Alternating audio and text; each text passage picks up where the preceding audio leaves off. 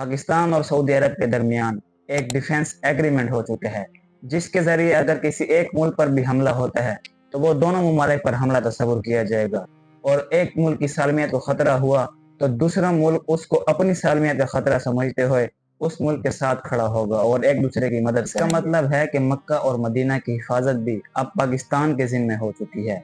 जाहिर सी बात है, सऊदी अरब को तो इसराइल से ही खतरा है कतर पर हमले के बाद। तो पाकिस्तान ने इसराइल को ये पैगाम पहुंचाया है कि सऊदी अरब पर हमला अब हम पर हमला तस्वुर किया जाएगा।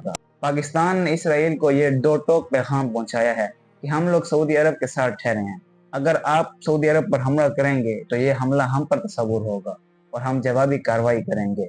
जाहिर सी बात है कि इंटेलिजेंस शेयरिंग भी होगी। जब सऊदी ऑफिशियल से सवाल किया गया कि अब पाकिस्तान के न्यूक्लियर वेपन्स भी आपकी हिफाजत के लिए यूज होंगे, तो उन्होंने जवाब में कहा कि ये एक बहुत बड़ा मुआहिदा है जिसके अंदर सब कुछ आता है, यानी कि अब सऊदी अरब पाकिस्तान के न्यूक्लियर अम्ब्रेला के अंडर आ गया है।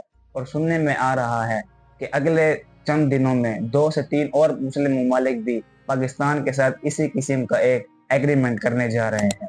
अगर हम थोड़ा सा पीछे जाएं तो मदीना मुनव्वरा पर जो हमला हुआ और पाकिस्तान और सऊदी अरब के दरमियान जो एग्रीमेंट हुआ है, इसका आपस में क्या ताल्लुक है। तो बात स्टार्ट होती है 12 सितंबर को, जब सुबह 5 बजे के करीब मदीना की फिजा में एक फायर बॉल को देखा जाता है, यानी कि एक आग के शोले को देखा जाता है। तो कुछ लोग कहते हैं कि ये किसी मुल्क ने मिसाइल फायर किया है, और कुछ लोगों के मुताबिक ये टूटा हुआ तारा था। मगर बाद में एक वेबसाइट जो कि हरमैन की ऑफिशियल वेबसाइट है, इनसाइड द हरमैन, उसने इस बात की तस्दीक की है कि ये एक ड्रोन था जिसको सऊदी अरब ने इंटरसेप्ट करके फिजा में मार गिराया है। और मेरे मुताबिक तो ये ड्रोन इसराइल की जानिब से ही था, क्योंकि इसराइल हर उस जगह की जासूसी कर रहा है जहां पर इनका माजी में कुछ ना कुछ वजूद रह चुका है, और यहाँ पर खैबर मौजूद है। अब बात करते हैं कि मुआहिदा क्यों जरूरी था।